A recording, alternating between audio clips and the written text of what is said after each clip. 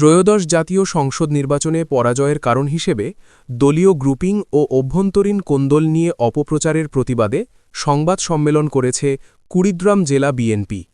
রবিবার দুপুরে দলীয় কার্যালয়ে আয়োজিত সম্মেলনে বক্তব্য রাখেন জেলা বিএনপির সদস্য সচিব ও কুড়িগ্রাম ২ আসনের প্রার্থী সোহেল হোসনাইন কায়কোবাদ।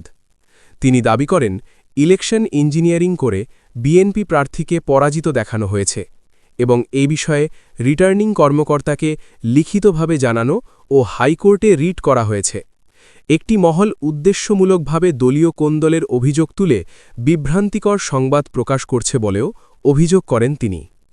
নেতারা বলেন, বিএনপি ঐক্যবদ্ধ রয়েছে এবং ভবিষ্যতেও একসাথে কাজ করবে।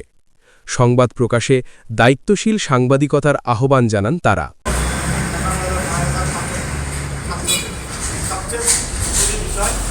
আমাদের ঢালাকোপা হলো সবচেয়ে অবহেলিত এলাকা। সেই ঢালাকোপায় একটি ভোটও বাতিল দেখানো হলো। আমাদের একটি সেন্টার আপনারা জানেন 100% ভোটের তারা ভোট প্রদান দেখিয়েছেন এবং সেখানে 1500 প্রথম যে সিটটি তারা দিয়েছেন সে 1540 ভোট তারা আমাদের বাতিল দেখিয়েছে। এমনি একটি অবস্থায় আমরা মনে রেখেছি যে আমাদের ভোটটা এখানে সুষ্ঠুভাবে আমাদের জনগণের রায় তারা দেননি, সেজন্যই আমরা আবেদন করছি।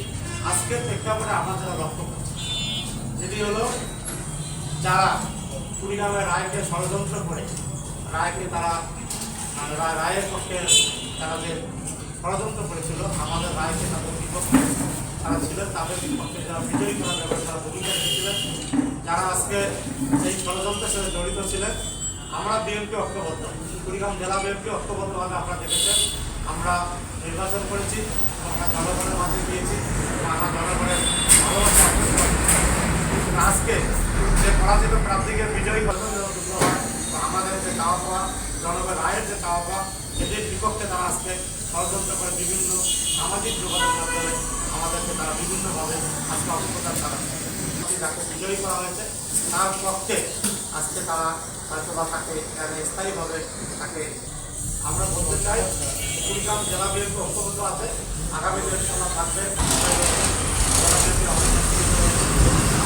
সবাই কুড়িগ্রামের জেলা বিএনপি ঐক্যবদ্ধ আছে বিভিন্ন আগামী যারা আজকে এই ষড়যন্ত্র, যারা আজকে অংশগ্রহণ করছে, যারা আজকে পরাজিত প্রার্থীকে বিজয় করে দেওয়ার জন্য যারা আজকে বিক্রি করবে ষড়যন্ত্র করেছে, তারা আবার আমাদের দলের মধ্যে এই দায়টি এখানে সূক্ষ্ম আলোচনার মাধ্যমে ইলেকশন ইঞ্জিনিয়ারিং করা হয়েছে।